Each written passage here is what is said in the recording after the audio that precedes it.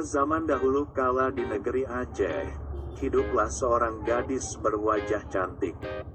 Si gadis amat menyayangi dan mencintai keluarganya. Begitu pun dengan keluarganya, sangat menyayangi dan mencintai si gadis.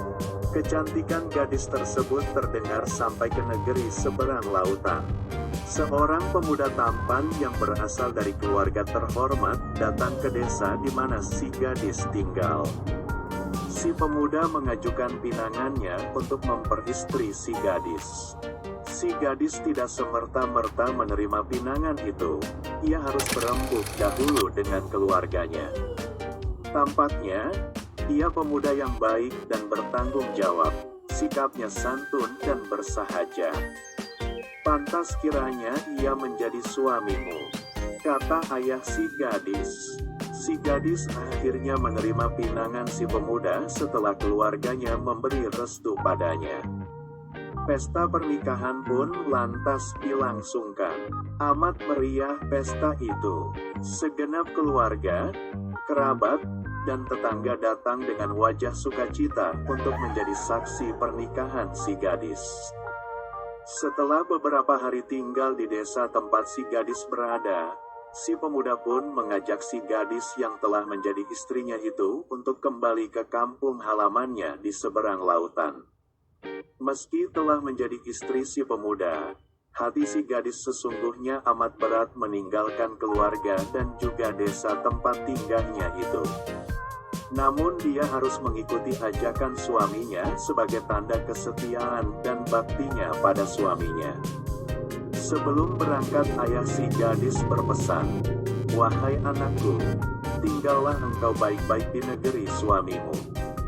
Ingatlah pesanku, selama engkau dalam perjalanan, jangan sekali-kali engkau menoleh ke belakang. Jangan sekali-kali, jika engkau melakukannya, niscaya engkau akan menjadi batu." "Baiklah ayah," ujar si gadis menyanggupi. Si gadis dan suaminya pun pergi meninggalkan desa itu untuk memulai perjalanan jauh menuju negeri seberang lautan. Dari desa tempat tinggalnya, si gadis harus menembus kepekatan hutan belantara, mendaki bukit dan menyeberangi danau Laut Tawar. Selama dalam perjalanannya, si gadis tetap teguh memegang pesaban ayahandanya. Sama sekali dia tidak berani menoleh wajahnya ke arah belakang. Hingga tibalah keduanya di danau Laut Tawar. Dengan menaiki sebuah sampan, si gadis dan suaminya menyeberangi danau di Laut Tawar. Beberapa saat sampan itu mengarungi danau Laut Tawar, si gadis didera penasaran yang sangat. Ia mendengar sayup-sayup suara ibunda tercintanya.